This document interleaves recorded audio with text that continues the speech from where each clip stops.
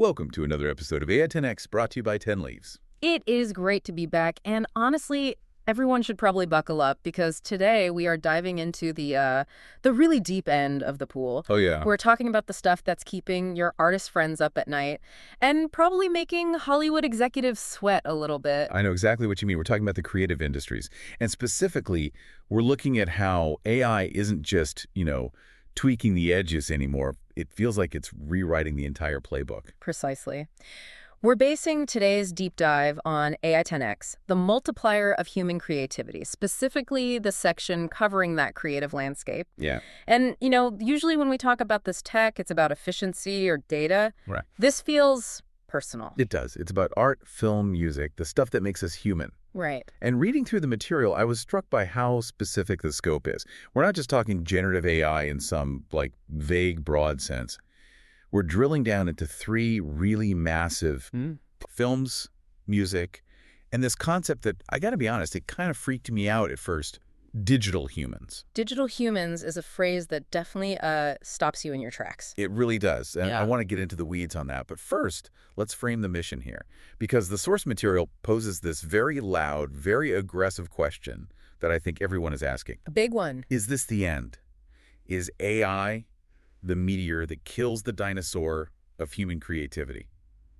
Or is something else happening? That is the million-dollar question, or maybe the billion-dollar question, given the industries we're talking about. So let's start with the landscape, the capabilities, because we're not talking about theories or, in 5 years predictions. The notes highlight this is happening now. Right now. We have AI writing music scores, we have AI generating actual video footage, and then we have these digital actors. Right. And I think it's important to clarify what the text means by digital actors because it's so easy to misunderstand that. Yeah, please explain that distinction, because when I read digital humans, my brain went straight to, okay, so we don't need Brad Pitt anymore.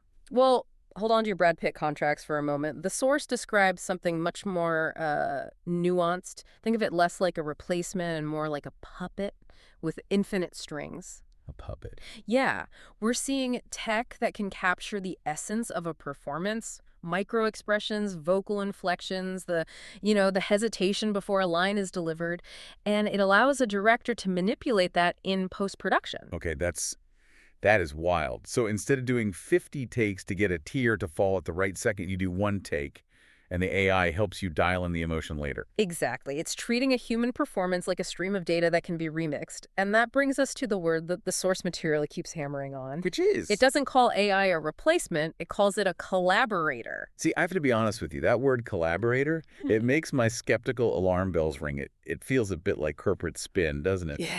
Don't worry. The robot isn't taking your job. It's your collaborator. Yeah, I get that reaction completely. It sounds safe. It sounds sanitized. But if you look at the examples in the text for music and film, the collaboration argument actually has some teeth. Okay. It's not about the AI saying, I'll take it from here, human. It's more about the AI acting as an extension of the human's will. So less like a partner you split the profits with, and more like the world's most capable assistant. Think of it like this. You're a composer. You hear a symphony in your head. Traditionally, to get that out, you have to write the sheet music, hire musicians, book a studio, record it, mix it. It's a massive barrier between the idea and the reality. Right. A huge barrier. The collaborator aspect here is the AI handling the orchestration. You hum the melody, you describe the mood. I want it to feel like a rainy Tuesday in Paris. And the AI builds the scaffolding. So the human provides the soul, the spark. Yeah. And the AI does the heavy lifting of construction. That's the core argument. It claims to democratize the ability to create really high-level output. Which brings us right to the multiplier concept, because the text is very, very firm on this. It answers that, is this the end of creativity? Question with a hard no. A very hard no. It calls AI a multiplier. And that's the thesis of the whole piece, isn't it? It is. If you think about what a multiplier does in a mechanical sense, it just leverages force. You put in 1 unit of effort, you get 10 units of output. That's the 10x in the title. Okay, but let's apply that to a real scenario. Enhancing human capacity sounds great on a PowerPoint slide. What does it look like for, a filmmaker on a Tuesday morning? Well, the source breaks this down into 3 operational benefits. The first is speed specifically, the ability to ideate faster. Ideation, that's always the bottleneck, right? You're just staring at the blank page.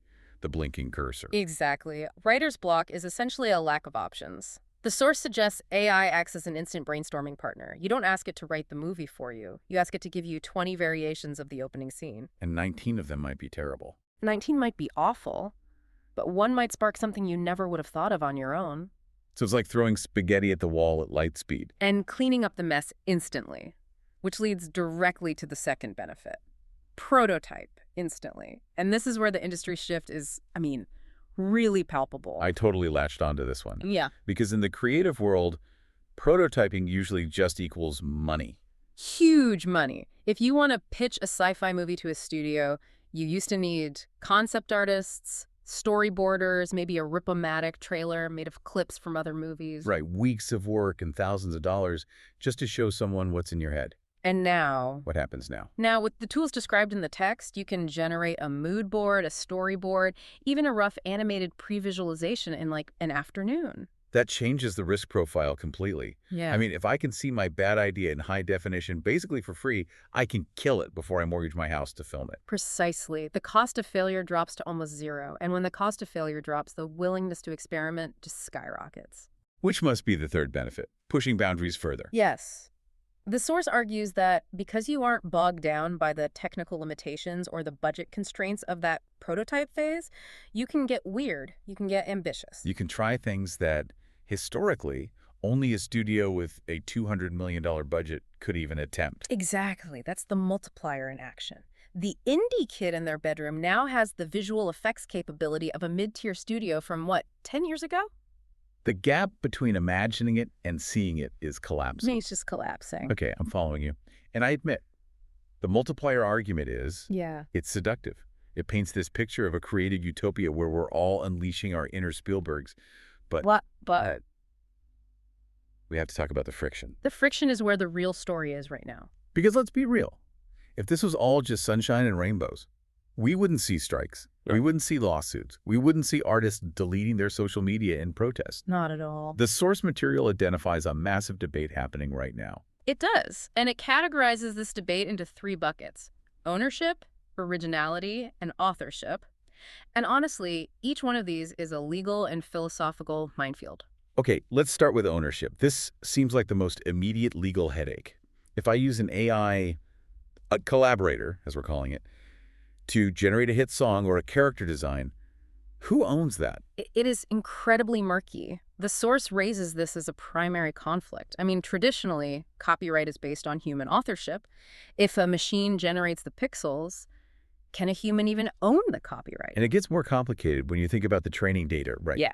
Because that AI didn't learn to paint from looking at trees. It looked at millions of copyrighted images scraped from the web. That is the elephant in the room. If my collaborator was trained on your portfolio and I use it to make something that looks like your work, do I own it? Do you get a cut? Does the AI company own it? Our current legal frameworks just weren't built for a world where a machine can ingest the entire history of art and regurgitate it on command. Yeah. It feels like we're trying to use traffic laws from the 1800s to regulate flying cars. That's a great analogy. And that bleeds right into the second conflict point: originality. This one hits me hard. Yeah. Because there's this argument I hear a lot, and the source touches on it, that AI is just a high-tech collage machine. Right. The question is the work truly new? If the AI is just predicting the next pixel based on statistical probability, is that creation? Or is it just really sophisticated mimicry? But then let me play devil's advocate for a second. Yeah. Don't humans do that? Everything I write is influenced by books I've read. Every movie director is stealing shots from Hitchcock or Kurosawa. That is the counter-argument the source acknowledges. Humans remix too. But the difference, and this is key, is the intent, the synthesis. Okay. When a human steals a shot from Hitchcock, they are recontextualizing it through their own lived experience, their pain, their joy. The AI is doing it through mathematical probability. So the output might look original, but the process lacks that spark of, soul. And that leads us to the final and maybe the deepest conflict: authorship. Who is the author? Yeah. If I sit down and type a prompt, give me a sci-fi noir story in the style of Blade Runner, and the AI sticks out a script, did I write that? The source really leans into this tension. Are you the writer? Or are you just a user? Or maybe a curator? Just a user. Ooh, that stings. It reduces the artist to someone just pushing buttons on a microwave. But look at the flip side. A photographer pushes a button. We don't say the camera is the artist. We acknowledge that the framing, the lighting, the timing, the decisions make the art. I see. The argument for AI authorship is that the prompting, the iterating, the whole selection process, that's the new form of directing. So we're moving from a world where making art meant moving a paintbrush or playing a chord to a world where making art means making decisions. Precisely. The skill set is shifting from technical execution. How well can you draw a hand to conceptual vision? How well can you describe the hand you want? And how good is your taste in selecting the best output? That is a fundamental shift. And I can see why it's so terrifying. Because if you spent 20 years learning to draw hands, that shift feels like a robbery. It absolutely does. And the source doesn't sugarcoat that tension. It presents these debates, ownership, originality, authorship, not as problems that have been solved, but as the battleground where the future is being fought right now. So, okay, we have the capabilities, which are mind-blowing. We have the multiplier concept, which is optimistic. And we have the friction, which is messy and completely unresolved. How do we synthesize this? Where does the source material leave us? Well, despite all the heavy debates, the concluding sentiment in the text is actually about evolution. It reframes the whole narrative. How so? It says, AI is not replacing artists. It is changing how art is made. Changing how art is made. That feels like the takeaway to put on a billboard. It shifts the conversation from a story about extinction to a story about adaptation. Think about the transition from silent film to talkies, or from practical effects to CGI. Every time the toolkit explodes, people panic. They say, this isn't real cinema anymore. But eventually, it just becomes cinema. Exactly. The workflow evolves. The source suggests we're just entering a new era of methodology. The artist is still at the center, but their hands are on different controls. So the optimistic view is that we aren't being deleted. We're being upgraded. We are becoming directors of these huge digital systems. That's the hope.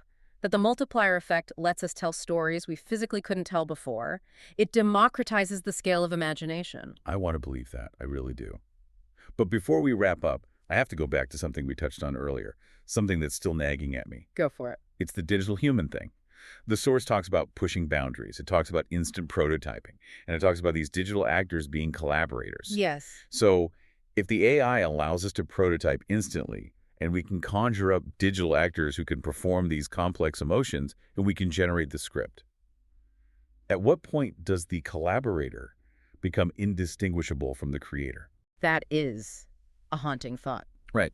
I mean, if the tool is doing the writing, the acting, and the filming, am I the director? Or am I just the audience for the machine's performance? You know, the source doesn't answer that, and I think that's intentional, because that is the line we're all going to have to draw for ourselves. It's something for you, the listener, to mull over. When the collaborator gets this good, do we still need to be in the room? A fascinating, if slightly terrifying, thought to end on. Absolutely. Well, on that note, we're going to wrap it up. This was AI 10X, brought to you by 10 Leaves.